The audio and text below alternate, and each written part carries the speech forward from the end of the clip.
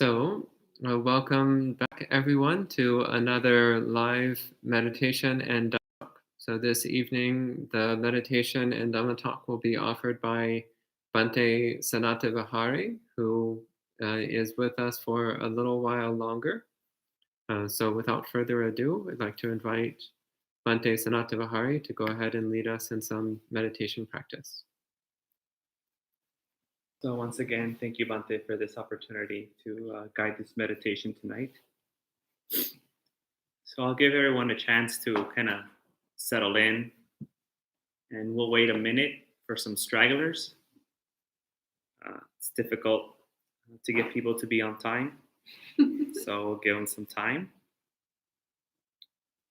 So we've been practicing Metta for the last couple of nights. I hope that it's been fruitful.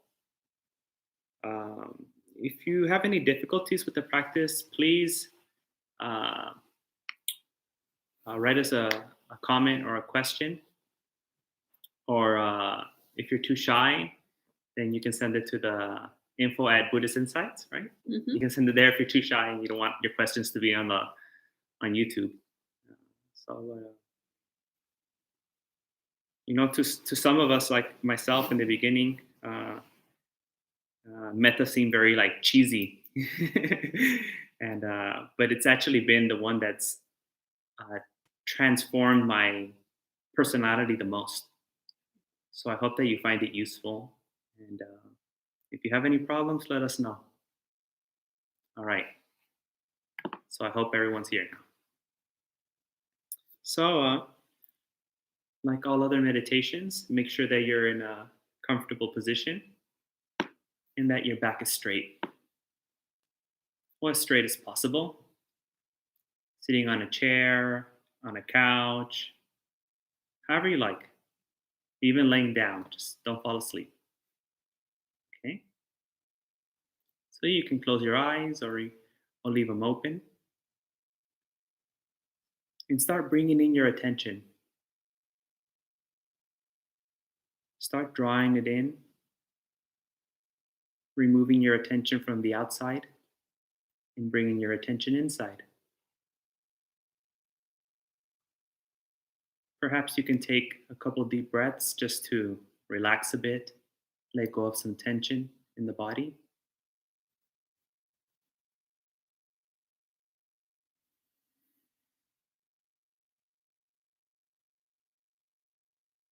Just do whatever you have to do to get in the mood.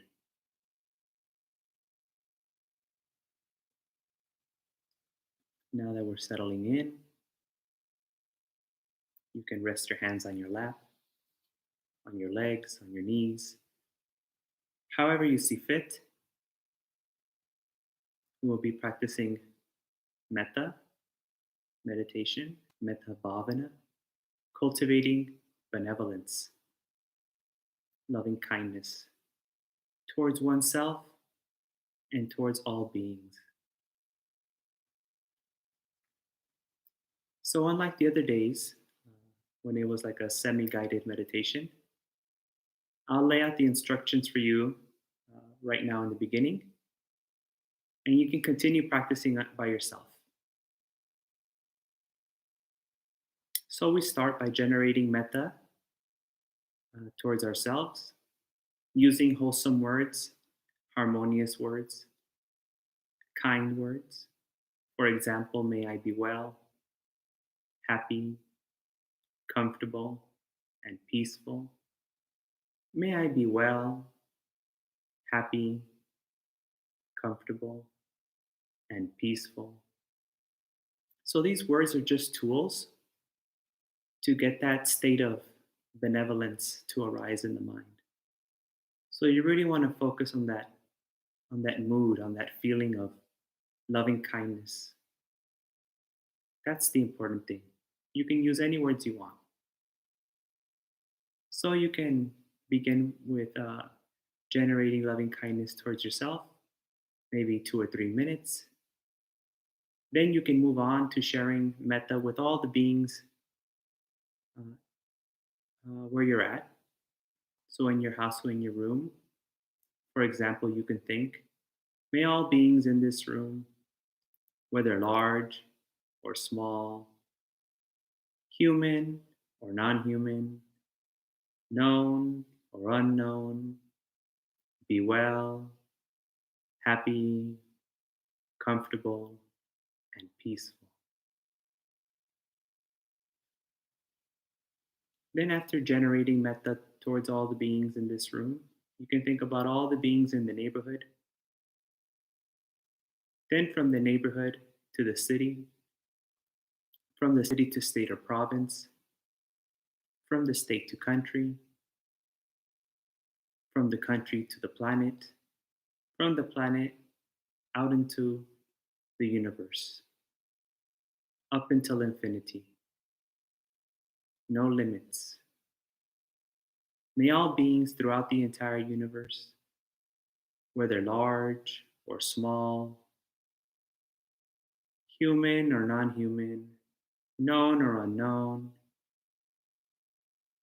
be well, happy, comfortable, and peaceful.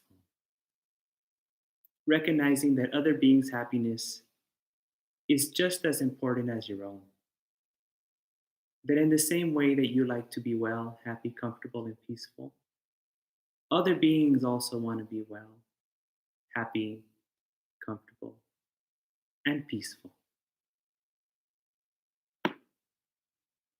So, we can begin now, starting with oneself, and slowly, slowly, slowly progressing to the universal level. Let's begin.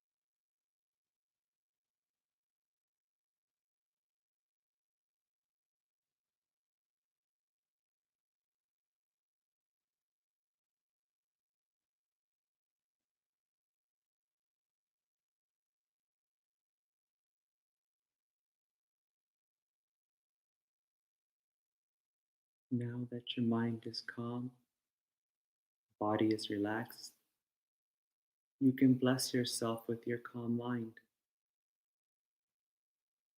By the great wisdom and compassion of the Buddha, the awakened one, Dhamma, his teachings, Sangha, his disciples, may you be well, happy, comfortable, and peaceful. Sadhu, sadhu, sadhu.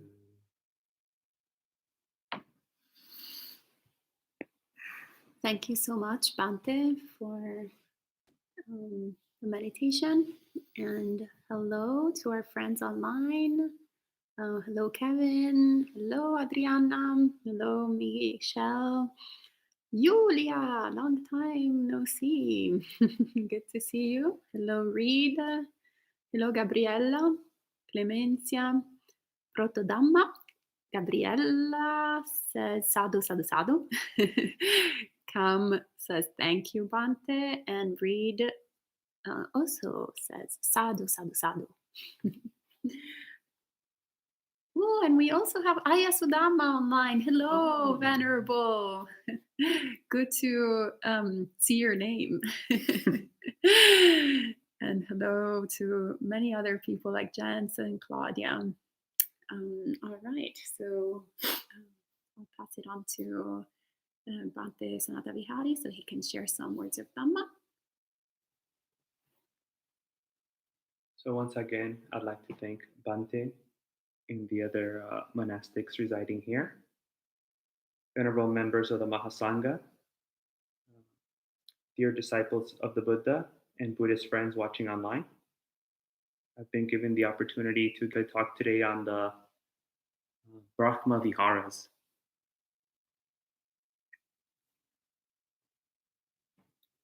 So I guess we can start with what is Brahmavihāra? I can't assume that everyone knows what it means. So Brahma was the supreme god for the Brahmins during the time of the Buddha.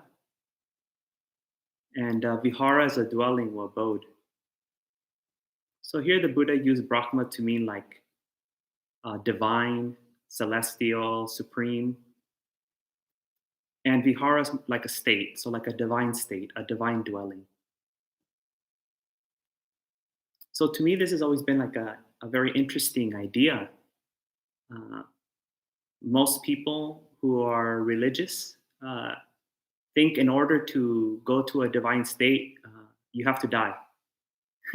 And no one wants to die. So it's kind of difficult, right? You're like, oh, I want to go to heaven, but I don't want to die.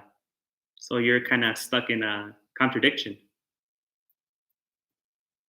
But the Buddha offers us to bring heaven to us here and now.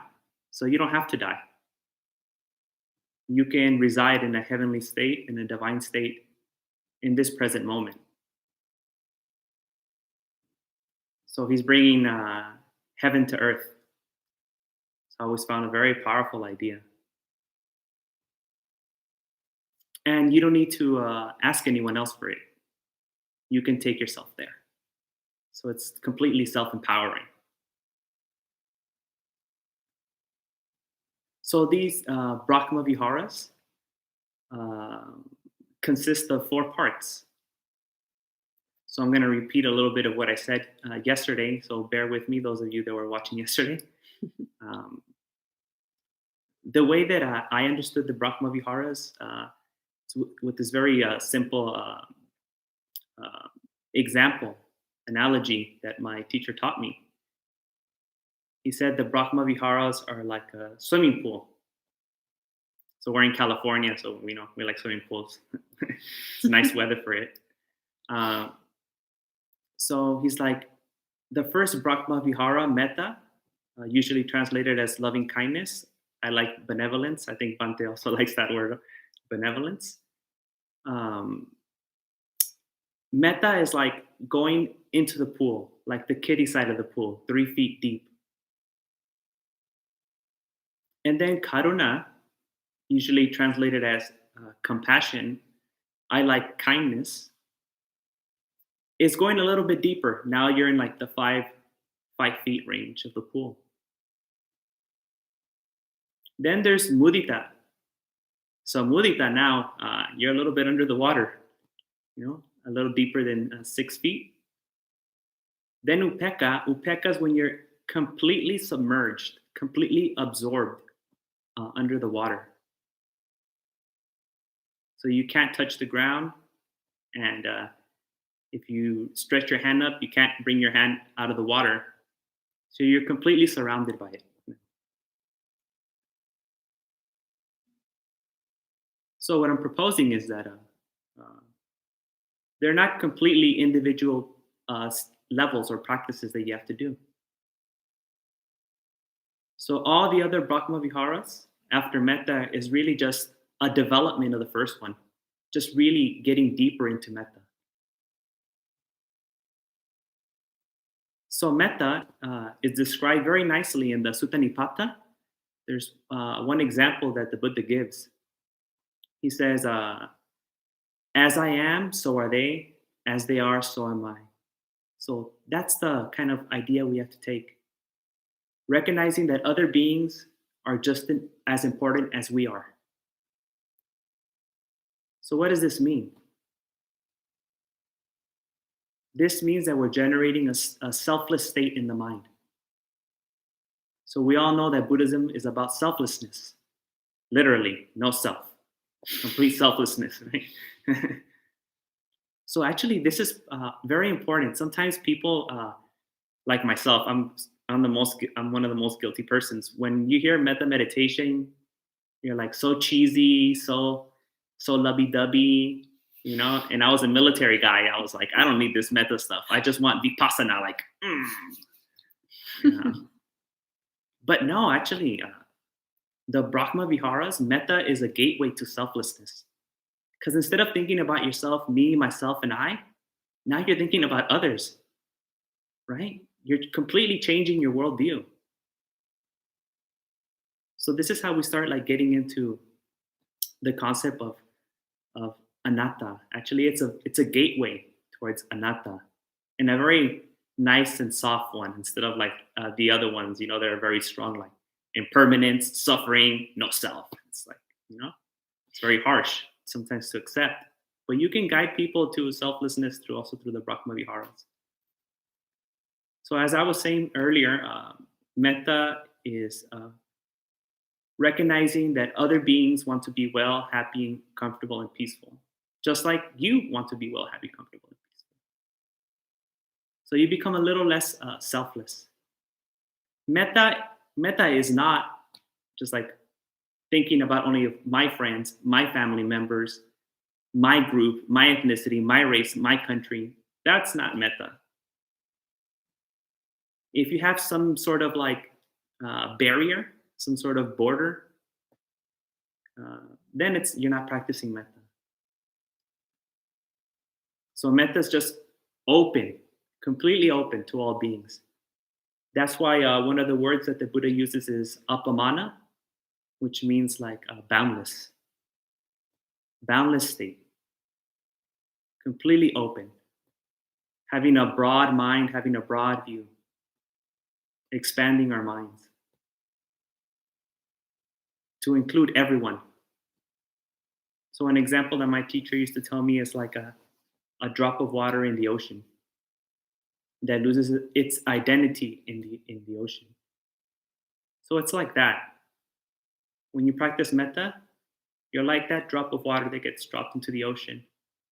You lose your identity, but you don't completely lose yourself. You just take you become part of a bigger self. So it's not complete selflessness yet. So then once you have this state, once you recognize, hey, the world doesn't revolve around me, it's not high school anymore. That's how teenagers think. I have 2 teenage siblings, so they're still going through that. I have to hear it from my mom all the time. So you start thinking about others.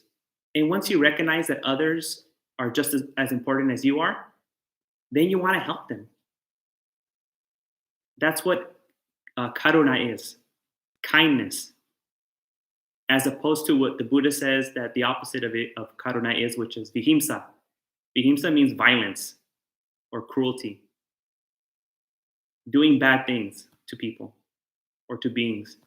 What's the opposite of doing bad things? Doing good things, helping people, being kind, having kind thoughts towards others. May they be free from suffering, free from ill will, free from disease. But it's not only just that kind of like intention by itself, it's also in speech and body. So that's the kindness, that's the karuna, the next level. Now we're a little bit deeper into the pool, right? So when you're doing this too, when you're doing actions for others, you also lose yourself. You lose yourself in serving others and making others happy. In helping to try to alleviate suffering of others. So you become a little bit more selfless. First, it was just recognizing that others are as important as you are, a little bit selfless. Then actually treating others like you would treat yourself, becoming a little bit more selfless. Then the next one is mudita, usually translated as sympathetic joy. So here I'm gonna, give a little bit different perspective than the traditional understanding of mudita. So after you help someone, after you do kind things for them, how do you feel when you do something good? Oh, you feel happy. There's some happiness that comes from thinking about others' well-being and for doing other things for others. There's a happiness that arises from selflessness. So for me, the way I've understood mudita is the happiness that arises from selflessness, from kindness, from recognizing that others are just as important as you are. So now at this level, when you're going into the pool, maybe just like the little bit top of your head is out of the water. That's the mudita. Now we're going to go completely in, deep side of the pool. Upekkha. So usually upekkha is translated as equanimity. But my teacher, he has he breaks down the word differently. He says upa ikati. So upa is close by. Ikati is like seeing. So like seeing inside, observing inside. So what happens at this stage? You break down this whole perspective of out there and in here. So in the beginning, I said that metta is really without borders. You have to break down all borders of self. So at this level of upekkha, you've broken down all the borders. There's no distinction between inside, outside, objective, subjective. You're completely immersed in experience itself. A completely selfless state. So when you're in this upekkha level, you're no longer distinguishing between my friends, not my friends, humans, non-humans, myself and others. All these kind of ideas, everything breaks down.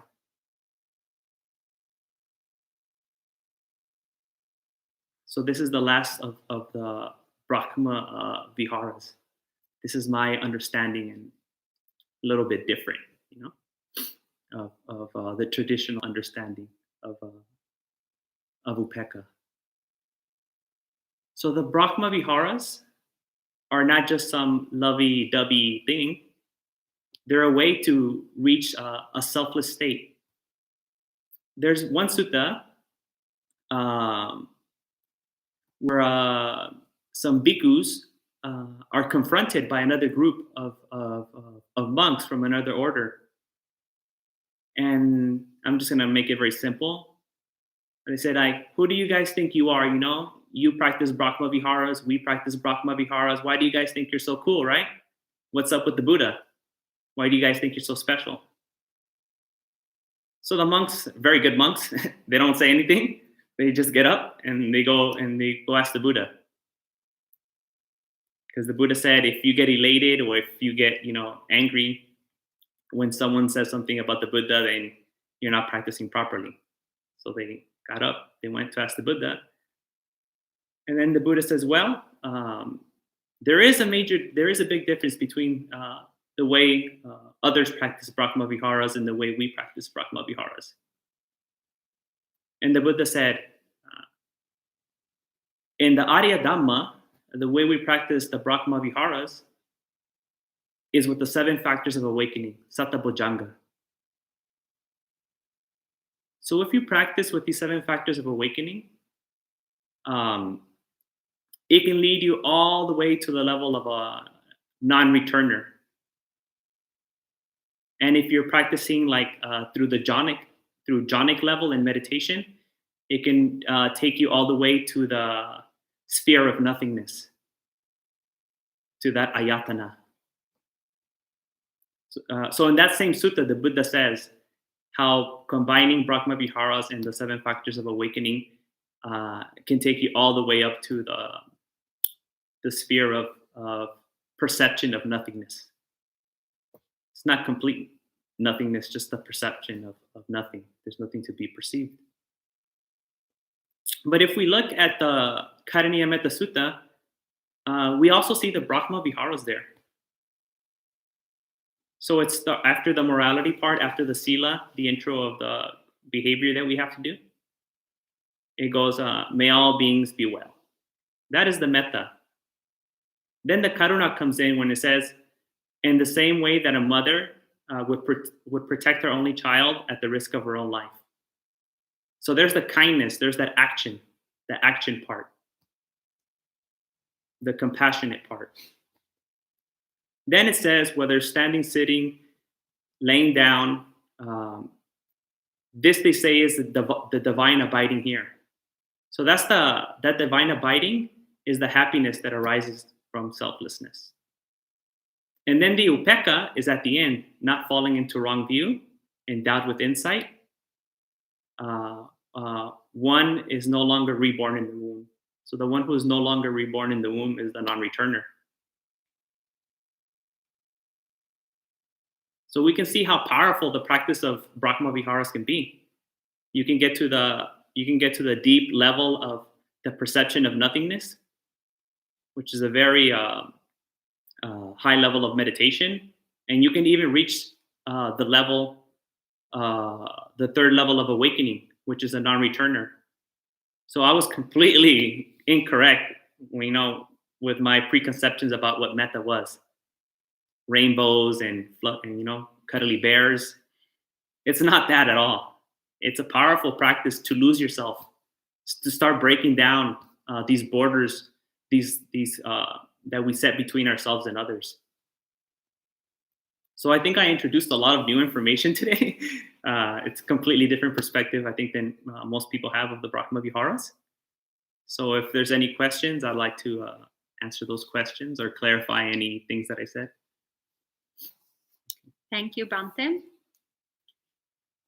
So we have a few people that are making some comments. Gabriella in particular says, it's the limitless liberations of mind, known as the divine or sublime abidings. And Protodhamma says, the kingdom of heaven is within us. So I think they were agreeing with what you were saying. And Lawrence echoes with immeasurable minds. And Gabriella has a question. She says, Venerable Sir, with relation to Majjhima Nikaya 127, where the apex and the peaks are described, does that mean that one can reach liberation through successive practice of metta? So as I understand it, you cannot reach the arahant level just by metta by itself. And even the key would be to use metta as a support system for your regular practice of the 7 factors of awakening. So it's really the 7 factors of awakening that is the whole meditative path, like Satipatthana, the whole path is 7 factors of awakening. But metta can be something to support that practice of if you're having problems getting there, there's other ways you can get there. And the Buddha actually gives many meditations to support our practice of developing the 7 factors of awakening. And metta can be one of them. Thank you. And Protodhamma actually had a comment to Gabriella's question that said, yes, the Metta Sutta says, by not holding to fixed views, the pure-hearted one, having clarity of vision, being freed from all sense desires, is not born again into this world. So that was just a comment. And Catalina thanks you for the teachings. And Kevin is always so kind to remind people to practice dana, generosity and giving. Sadhu, sadhu, sadhu. And Ayad Sudamma, Venerable, she has a question too. And she says, would you kindly expound further on practicing the 7 factors of awakening with the 4 Brahmavihāras? Yeah, so there's a sutta, I forget the name right now. So what the Buddha says is the same way you practice metta, you just combine it at this. He doesn't go into much detail about it. In the sutta, he really just talks about the effects of the results of it. So he says that combining metta with the 7 factors of awakening takes you to the beautiful mind, or to the beautiful state in the 4th jhana. Then he says combining Karuna with the 7 factors of awakening takes you to infinite space. Combining Mudita with the 7 factors of awakening takes you to infinite consciousness. And then combining Upekkha with the 7 factors of awakening, which Upekkha is one of them, takes you all the way up to the perception of nothingness. So the way I've seen it, and the way I've understood what distinguishes Buddhist meditation from what was there before the time of the Buddha, is that the other meditations were like trances. They were like unconscious states. So people would get into metta and they would be completely absorbed and they weren't aware of what was happening. That's also the difference between like the dhyanas before the Buddhist jhanas, is the 7 factors of awakening. So I think really it's awareness. Establishing a strong basis in sati is that's how you would combine the 7 factors of awakening with metta in the beginning, and then just follow the regular satipatthana practice together with developing the Brahmavihāras. Thank you. And Kam asks, Bhante, can you explain self-love versus selflessness, please? Metta for self while recognizing anatta.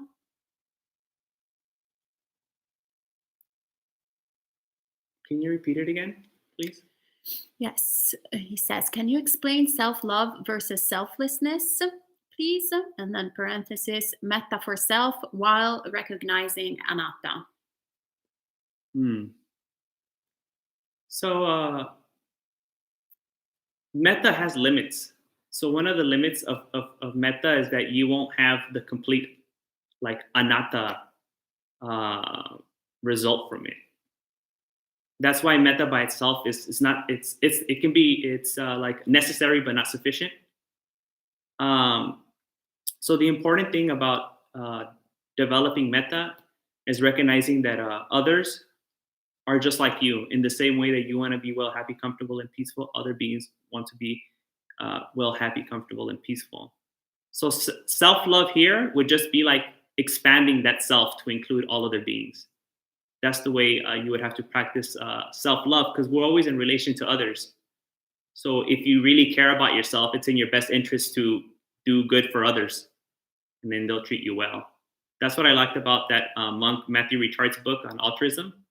He says, like, even if you're completely like egocentric, self-centered person, you only care about yourself, even then, the best thing for you is to be kind, because then you'll always get your way. So you can practice self-love through like metta and compassion.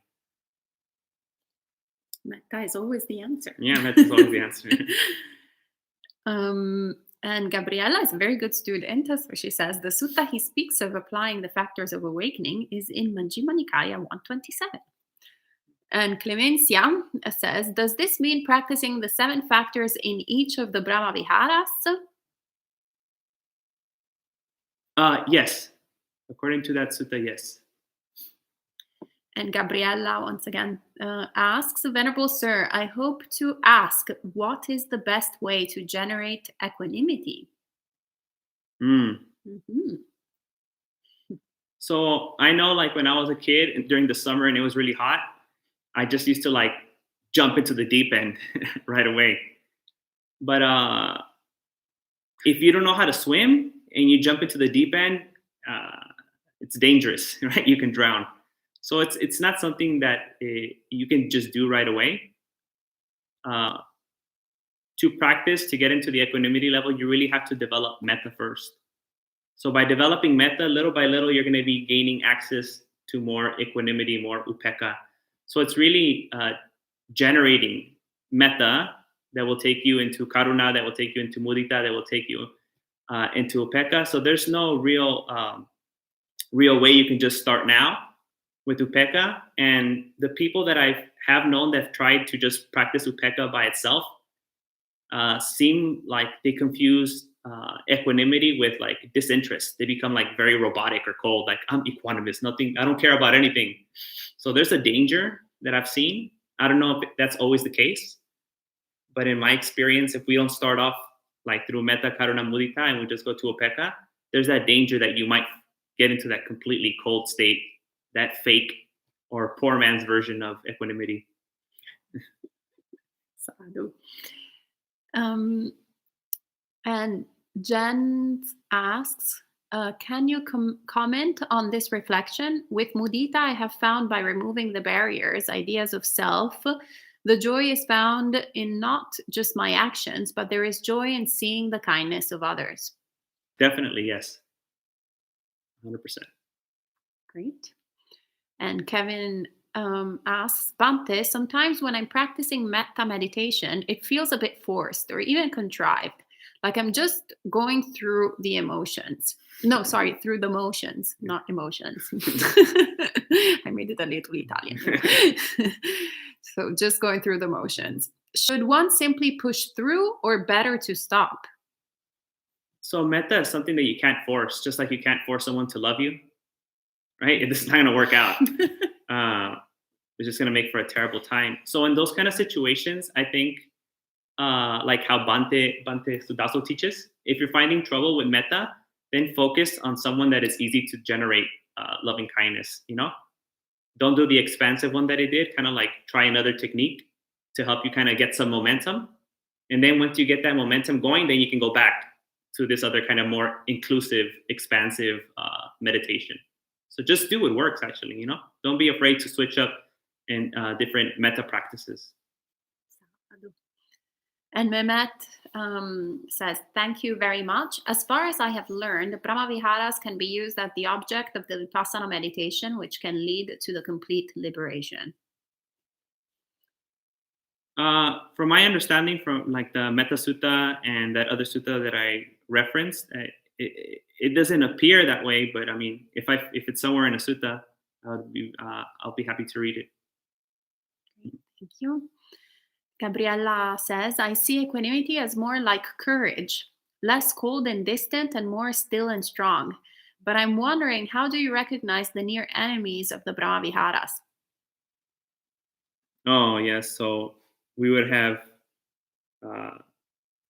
Vyapada, like we'd have anger, we'd have cruelty, we'd have like some sort of like resentment, and then we'd have like some very strong like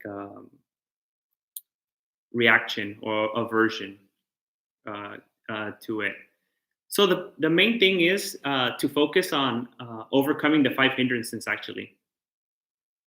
So if we're really like following the method that Buddha gave us in the suttas, he says the difference between all other meditations and the Buddha's meditation is the development of the 7 factors of awakening. We know very clearly, the Buddha says on many occasions that the opposite to this are the 5 hindrances. So you have to overcome the 5 hindrances. So that would really be the key to it. noticing in your mind, like when you have sati, then you have Dhammavichaya.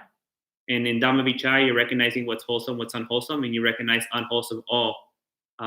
There's lust, there's anger, there's sloth and torpor, there's anxiety and worry, and there's confusion. So really just through the regular practice of developing the 7 factors of awakening, you can notice in your mind when any of the 5 hindrances are there. Thank you. And Forest Corazon, that's a nice name, says non-aversion can be very useful to stabilize. Do you have any tips to stabilize when experiencing what Eckhart Tolle calls the pain body, also known as states of suffering that we can act from? So I'm not familiar with Eckhart Tolle at all, really. There's a couple of things that I do. So like if I'm staying on topic of the Brahmavihāras, kind of like what I told the other person when they asked the question about what to do if they feel like it's contrived and it's not working and they don't know what to do. So what I do when I find it like really, really difficult, I think of my nephew. Mm-hmm. And I think of him when he was a little younger, like when I first became a monk. And I remember we went to a Dodger game and he was so happy because I let him eat all the junk food he wanted, like soda, cotton candy, hot dog, like whatever he wanted to eat, I gave it to him. So I just kind of remember him, and then that metta feeling comes up, and then I continue. So that's one thing that I use to stabilize my practice of metta. I think about like someone who's very easy to develop metta towards, and then I can continue on like the advice I gave the other person. But yeah, that's what I use in metta meditation. Thank you. And Aya Sudama is following up on what Mehmet was talking about in terms of the Brahmavihāras used as the object of the Vipassana meditation, which can lead to the complete liberation. She says, I believe Mehmet may have been referring, for example, to Ananda's teaching on the 11 doors to the deathless. Perhaps I read Bhante Analayo's book on emptiness and compassion, and I didn't see him make a reference to complete liberation through metta or the Brahmavihāras in that book. So if someone can share the sutta, I'm happy to read Bhante. So I'm familiar with that sutta, the Atthika Nagara Sutta. So in that sutta, what it says is that one can develop the liberation of mind by loving kindness, and then practice the perception of impermanence. But it's the perception of impermanence that leads to liberation, not the metta. The metta practice is done to stabilize the mind. And then it's the perception of impermanence that leads to liberation. So my understanding is the sutta that the questioner is referring to is not saying that the Brahmavihāras lead to liberation, but rather that anicca sanya, the perception of impermanence, is what causes liberation there. Sadhu, sadhu, sadhu.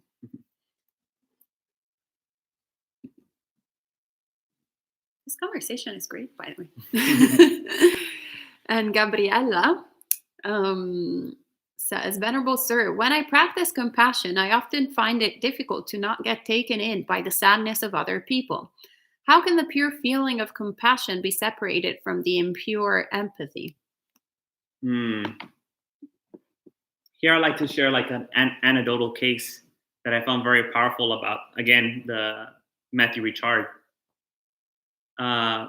So the neuroscientists, they were trying to study the Tibetan monks' minds or brains to see what was going on in there. And one of the tests that they did was like compassion, because a lot of people in the clinical field experience compassion fatigue, right? They see all these people suffering, they care about them, and they can't always get a good outcome. People are going to die, and they get exhausted from all the emotions that they have to deal with. So then they told like Matthew Richard and the other monks, okay, do your compassion meditation and let's see what happens. So they did it, and the scientists were confused. They're like, we're not getting the results that we wanted. Like the parts of the brain that we expected to light up are not lighting up. So then they told the monks, so what are you doing? Like, how do you practice compassion meditation? And then they said, oh, when we practice compassion meditation, we're thinking, may all beings be free from suffering. We imagine them being free from the suffering. That's the key. Then the neuroscientist said, oh, that's not compassion.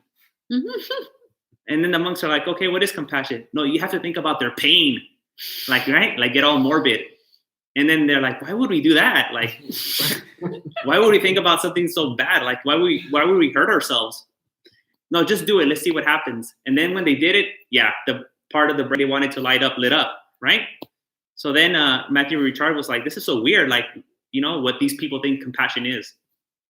So at least in Buddhism, compassion is not like suffering with someone else, right? Because the whole point of Buddhism is to alleviate suffering. So if you're suffering and then I suffer with you, now there's two people suffering. So we're multiplying the suffering in the world instead of fixing it.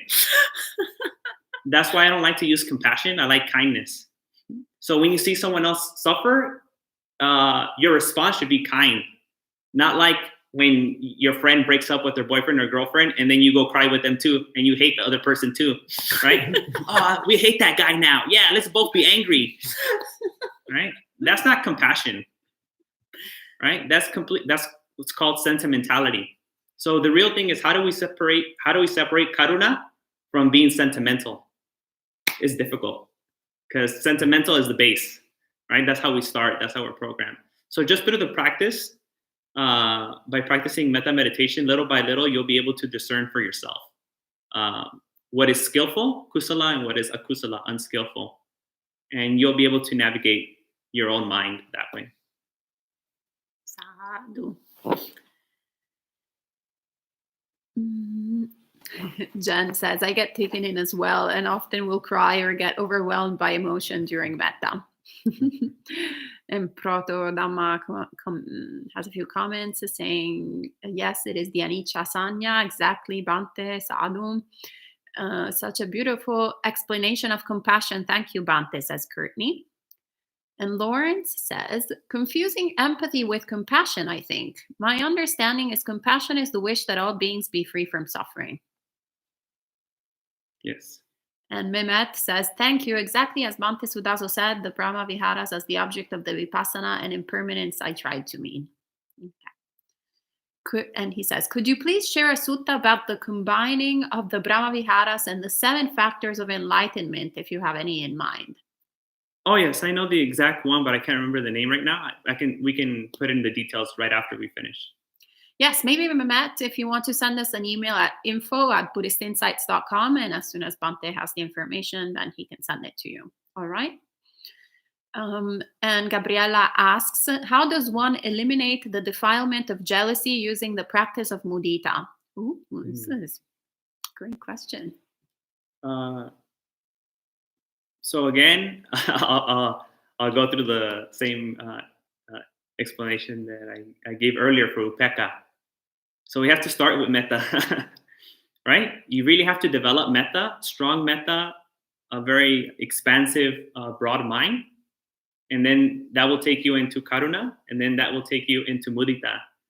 So the way my teacher would explain it to me is like, you can't start off like in grad school, right? Like you have to start elementary school, and then you go to like college. So you just follow the steps, trust the training, trust the technique, trust the process, and then you'll get there. But really, if you don't have a good base in metta, then you can't get to mudita. Metta is like a necessary condition for mudita. So I would just say really, really focus on metta, and then eventually you'll get there. I can give you like some like cognitive tricks to like, oh, do this and do that, but that's not what I found like in the suttas themselves. So just trust in the process. And Mehmet says, going back to his previous questions, also, would it be expected that an enlightened person to have 7 factors of enlightenment at every moment, including concentration as samadhi?